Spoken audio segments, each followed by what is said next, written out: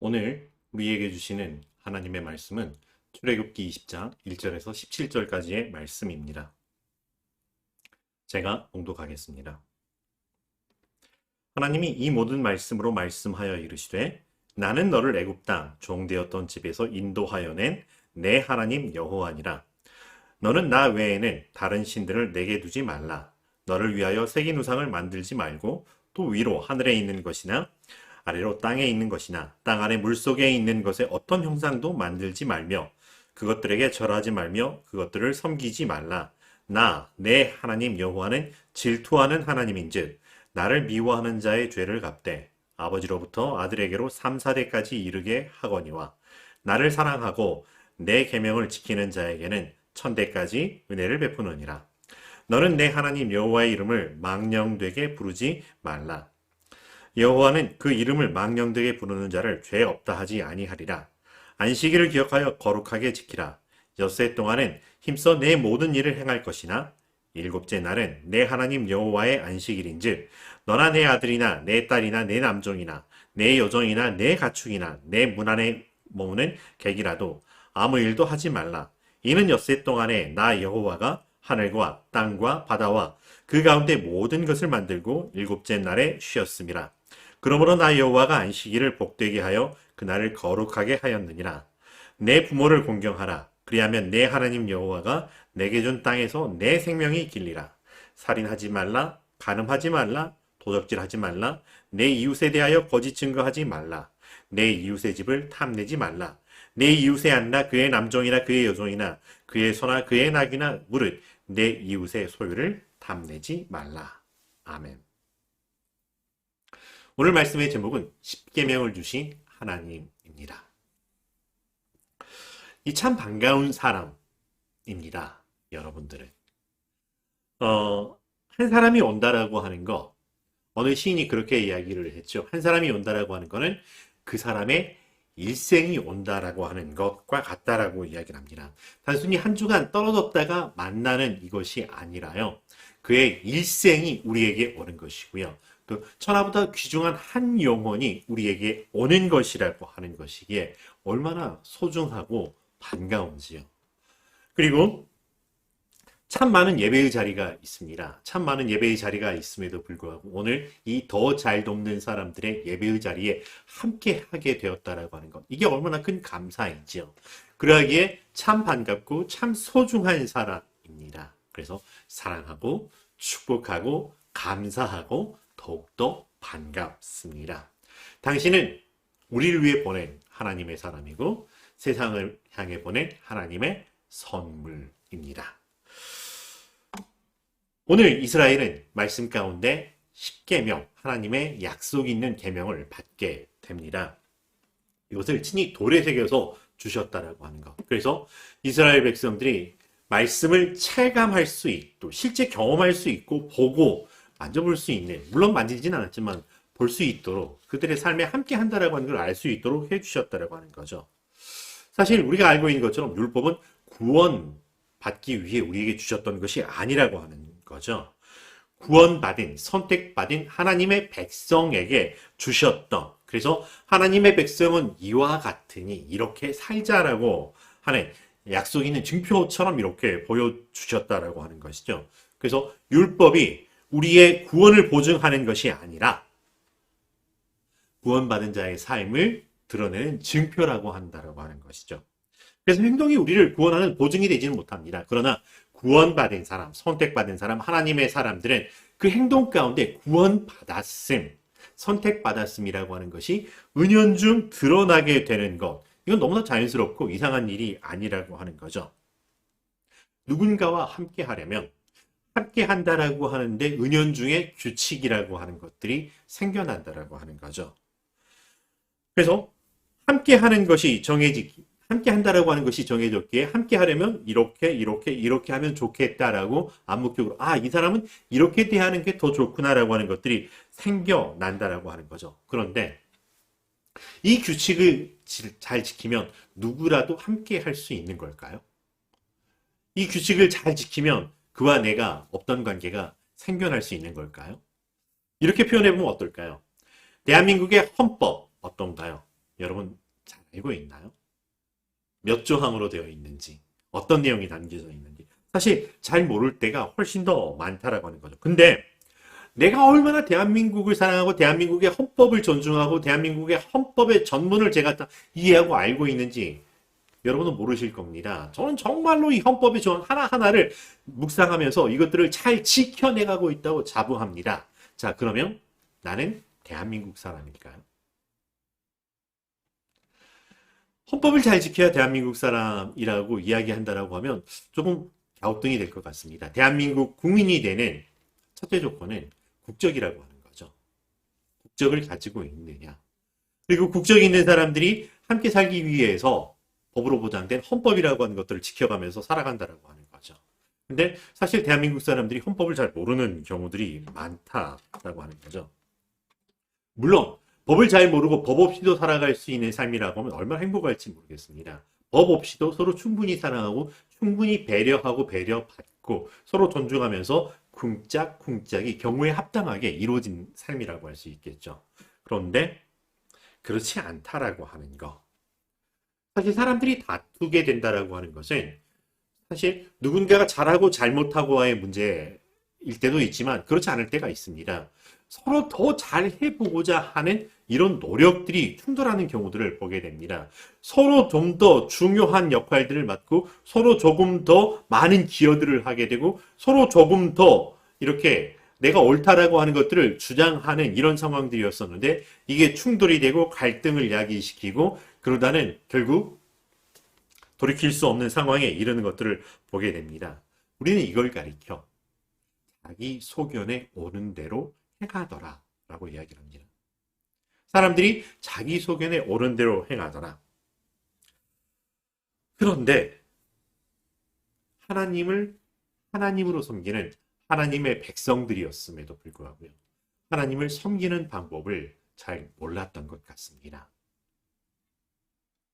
이미 에덴 동산에서부터 하나님과 함께 동행하였으며 하나님과 함께 동행하려면 뭘 해야 되는지를 배워나가고 있었을 때였겠지만 이미 그때도 불순종함으로 말미암아서 하나님과 함께하는 것을 잊어버리는 그런 삶이 시작되었다라고 하는 거죠. 그러다 결국 하나님께로부터 에덴 동산에서 쫓겨나고 하나님께서 너희와 함께 거하지 못하겠다라고 하는 선포를 받게 되어 버려 지경이 되었습니다. 가인과 아벨이 하나님께 제사를 드렸지만은 사실 어디서 나오는지 잘 모르겠습니다. 그저 자기 소견에 옳은 대로 했던 것뿐이고요. 그러나 하나님은 그것을 가리켜서 자기 소견에 옳은 대로를 따라주시지 아니하시고 하나님의 선하시고 기뻐하시고 온전하신 뜻대로 반응을 하셨다라고 하는 거죠. 그 역사가 쭉 이어지다가 출애굽하는 지금까지도 무한 반복이 되고 있었던 것 같습니다. 사람들이 하니까 그저 따라하는 것을 넘어서서 오히려 이 애굽이라고 하는 것에서 수많은 신들 다양한 제사의 방법들이 있었고요. 이스라엘 사람들은 그것에 노출되었고 그것들을 보게 되었고요. 자연스럽게 참여하기도 하였고 그것들을 보고 배웠던, 체득되었던 이런 상황들을 경험했다라고 하는 것이죠. 하지만 믿음을 자기 소견에 옳은 대로 행하는 것이 아니라 하나님의 선하시고 기뻐하시고 온전하신 뜻에 순종할 줄 안다라고 하는 것이죠. 그래서 하나님을 믿습니다라고 한다면 하나님의 기뻐하시고 선하시고 기뻐하시고 온전하신 뜻에 순종하는 것이고요. 근데 그렇지 않다라고 하면 내 믿음이 무엇인지, 내 믿음은 나의 소견에 옳은 것을 믿고 있는 것인지 아닌지 돌아볼 필요가 있을 것 같습니다. 하나님은 하나님이시기에 하나님을 하나님으로 섬기고 예배하는 것, 하나님의 백성으로 서로 사랑하며 사는 것에 이와 같은 것이 있다라고 기준으로 10계명을 주셨던 것입니다. 그리고 이것이 결국 하나님을 사랑하는 법, 이웃과 함께 사랑으로 사는 법에 대한 이야기로 되었고요. 예수님께서는 이걸 십자가의 사랑 안에서, 십자가의 안에서 내가 너희를 사랑한 것 같이 너희도 서로 사랑하라라고 하는 것으로 정리해 주셨던 것을 우리는 기억할 수 있습니다. 그리고 우리가 기억해야 될 것 중에 하나는요. 약속의 내용이 무엇인가 참 중요합니다. 그렇지만 내가 지금 누구와 약속하고 있는가라고 하는 것. 이것 또한 분명하게 기억해야 될 것 같습니다. 누구와 약속을 맺고 있고 어떤 관계이고 어떤 사연을 가지고 있을까라고 하는 거죠. 하나님께서는 이스라엘과 약속을 맺고 계십니다. 계명을 주셨고요. 이 계명은 약속 있는 계명이고요. 약속을 주시면서 약속하는 그 대상으로서의 내가 너희에게 누구인지를 먼저 밝혀주셨습니다.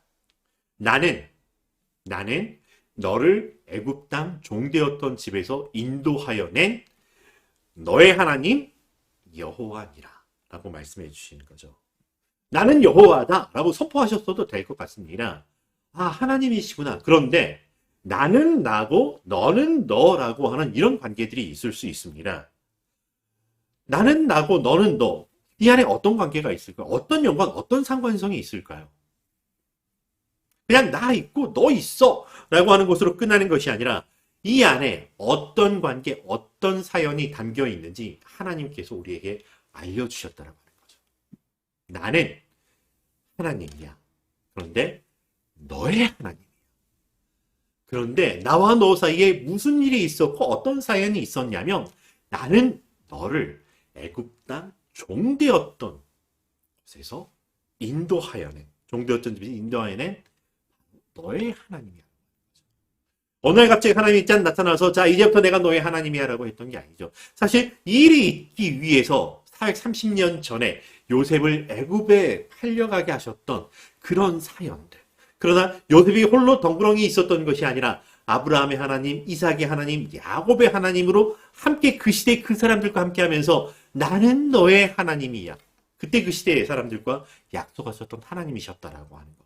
근데 아브라함뿐만 아니라 아담을 창조하시면서 나는 너의 하나님. 말씀해 주셨던 그 하나님이 과로부터 지금까지 어느 때도 빼놓지 않고 살아있는 사람들에게, 살아가던 그 시대를 살아간 사람들에게 나는 너의 하나님이야 라면서 너의 하나님의 너의 사연과 함께하는, 너와 나 사이에 이루어지는 사연과 함께하는 하나님이야 라고 말씀을 들려주셨다라고 하는 것이죠.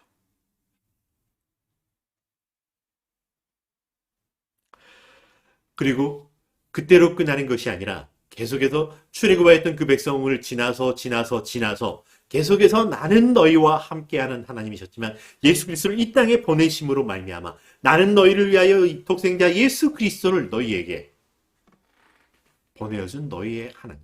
그걸로 끝난 것이 아니라 십자가에 죽으셨지만 다시 부활하셔서 우리에게 영원한 생명을 주셨던 거기에까지 이르도록, 그래서 그 예수 그리스도와 하나가 됨으로 말미암아 우리가 하나님을 아버지로 부르게 되는 데까지 그 관계와 그 사연을 가지고 우리에게 찾아오시는 나는 너의 지금 하나님이라고 말씀해주고 계신다라고 하는 거죠. 오늘도 지금 여전히 이 말씀을 듣고 있는 우리에게도 나는 너를 애굽 땅 종되었던 집에서 인도하여낸 너의 하나님이라고 말씀하시는 거죠. 우리 삶에서 돌이켜보면 우리를 억누르고 있고 우리를 짓누르고 있고 우리를 속박하고 있고 우리를 억압하고 있는 모든 애굽 땅과 같은 것들이 얼마나 많은지요. 자유하는 하나님의 자녀가 되었습니다라고 이야기를 함에도 불구하고 우리를 얽매이고 있는 크고 작은 그 많은 사연들을 다 덜어내고 그럼에도 불구하고 나는 그 모든 것들에서 너를 구원하여 너를 내 아들, 내 딸로 세운 너의 하나님 라고 말씀하고 계신다라고 하는 거죠. 그런데 그 하나님은 그렇게 우리를 향해서 말씀을 하셨고 계십니다. 나는 나에게 하나님은 어떤 분으로 오늘 우리는 고백하고 있는 걸까요? 나는 나의 하나님과 어떤 사연을 가지고 지금 이 시대를 살아가고 있는 걸까요? 하나님은 지금도 나를 만나주시고요. 나를 찾아와 주시는 하나님이십니다. 그런데 나에게 하나님은 어떤 분이신가요? 정말 그렇게 날마다 만나고 있는, 그래서 날마다 나를 위로하여 주시고 내 소망을 채워주시는 하나님이신가요? 아니면 일주일에 한 번, 이 예배의 자리에, 이 교회에 찾아와서 내가 만나드리는 그런 하나님인가요? 혹은 내가 만났다고 생각하는 그런 하나님인가요? 종이 위에 글로 쓰여져 있고 단어의 종합들로 정리하게 된 성경 공부 속에서 만난 내 하나님이신가요? 아니면 나는 신학적인 거 잘 모르지만 성경도 잘 모를 수 있지만 그럼에도 불구하고 지금 여기 나를 얼마나 사랑하시는지 나 같은 죄인을 끌어안아 주신 나를 사랑하신 내 하나님을 알았어요라고 하는 그 하나님을 나의 하나님으로 가려우면 긁어야죠. 그렇지만 남의 다리를 긁어서는 그 가려움이 해결이 되지 않습니다. 긁어부스럼인가요? 내 다리를, 내 사연을, 그래서 내 사연과 함께 하시는 하나님을 경험하는 우리가 되기를 바랍니다.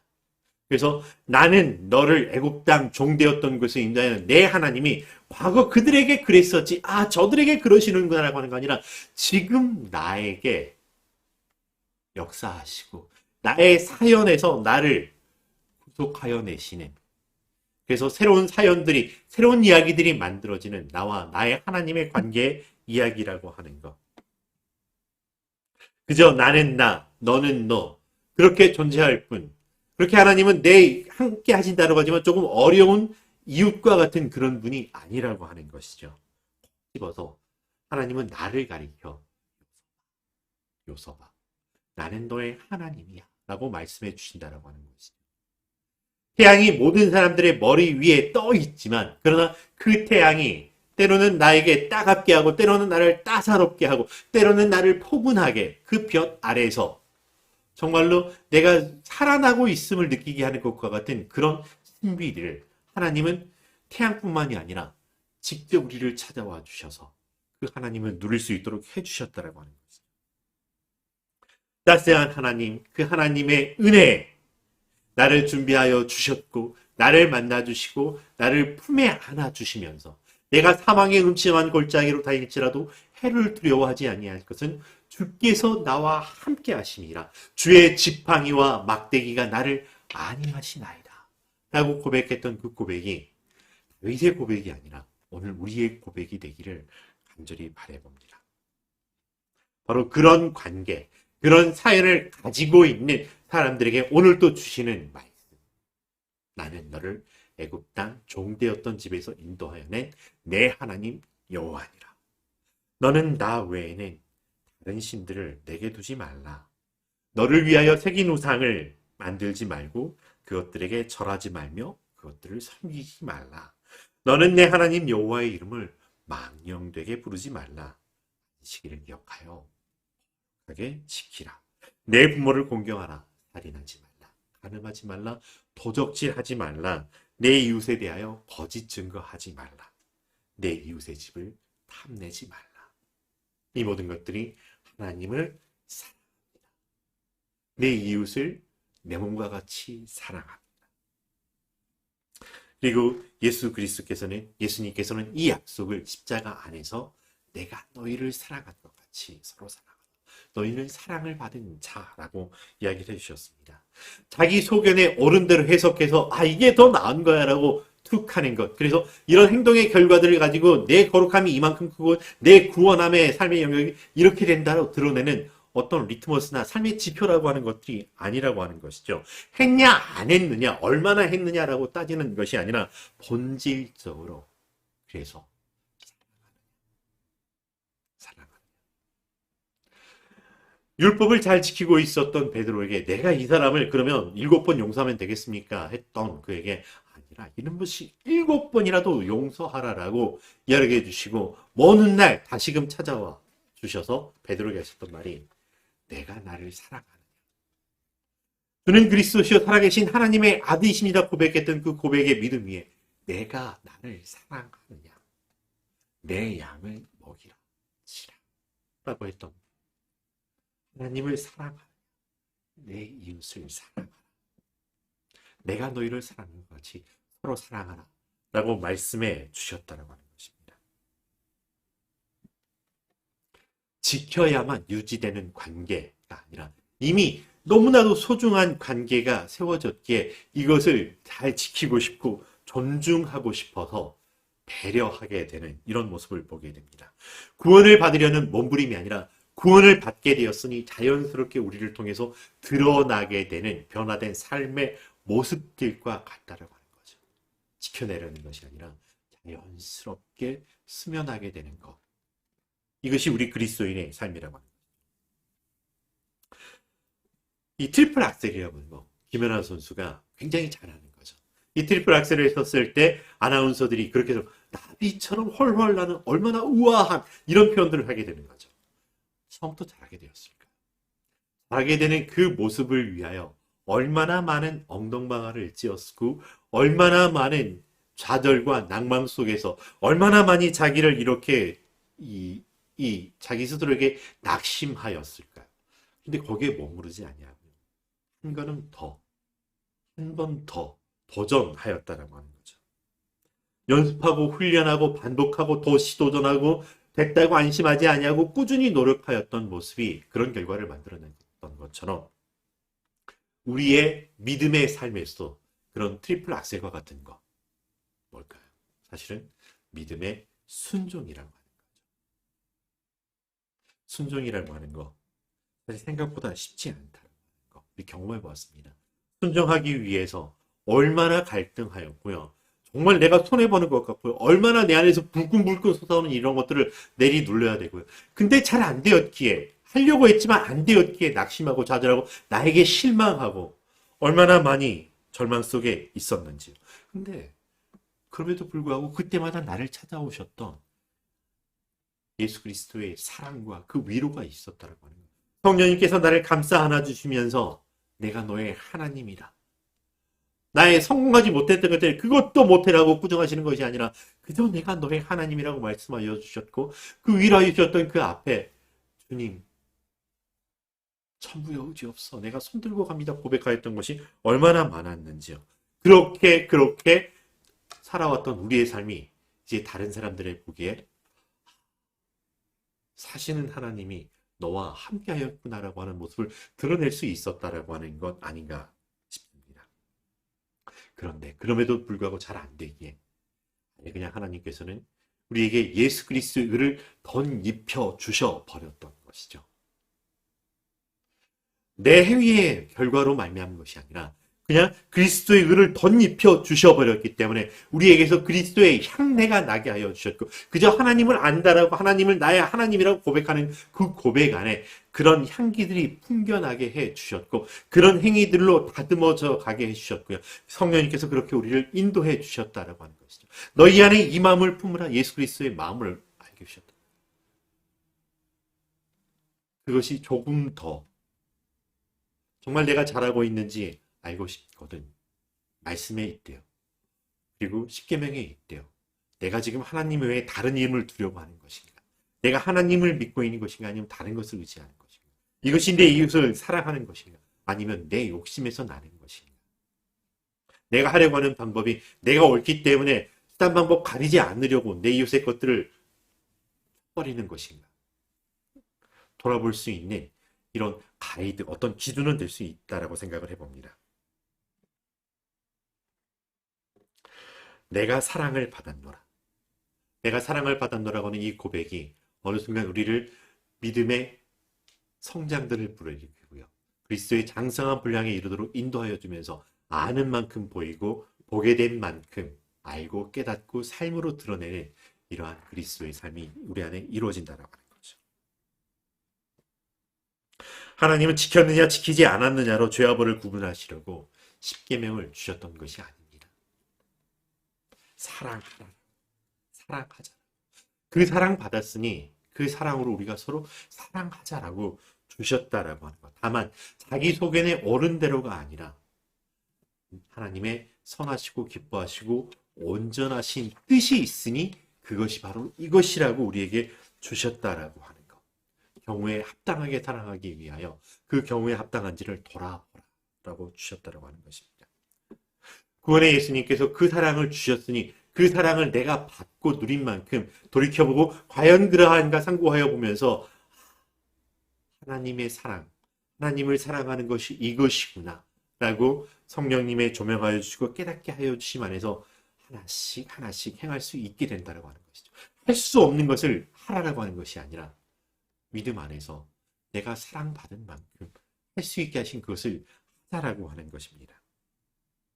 그래서 내가 사랑했노라가 아니라 주께서 날 사랑하시니 날 먼저 사랑하신 하나님 아버지의 사랑을 알게 되었으니라고 하는 데서부터 시작되는 우리의 사랑의 이야기, 나와 하나님의 관계의 이야기, 되실 것이라고 생각을 합니다. 내 기분, 내 기준, 내 소견에 옳은 대로 맞다고 우리는 것이 아니라 하나님께 사랑을 받았습니다.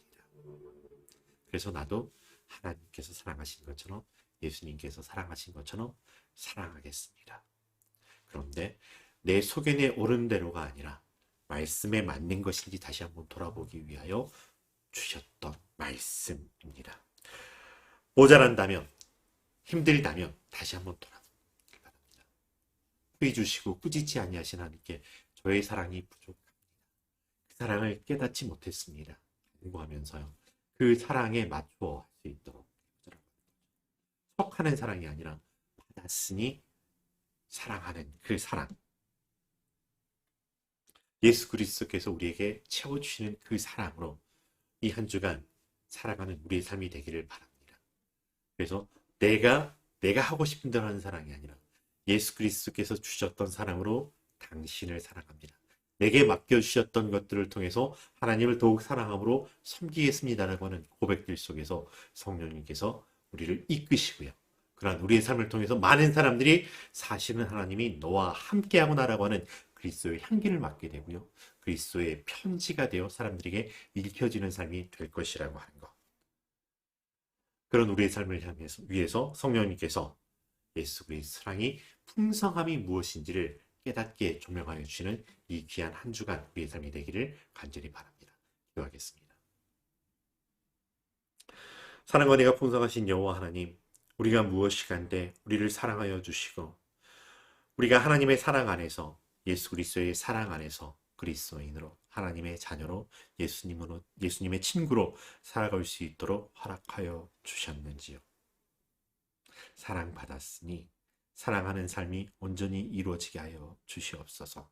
사랑 안에서 흔들리는 자들이 아니라 사랑 안에서 안심하며 평안하며 그래서 그 받은 사랑으로 온전히 이렇게 사랑하는구나 깨닫고 하나님을 더욱 사랑하며 이웃을 더욱 사랑하며 살아가는 하나님 자녀의 삶, 그리스도의 장성한 분량에 이르게 되는 삶이 충만한 이 한 주간 되게 성령님 우리와 함께하여 주시옵소서. 예수님의 이름으로 기도합니다. 아멘.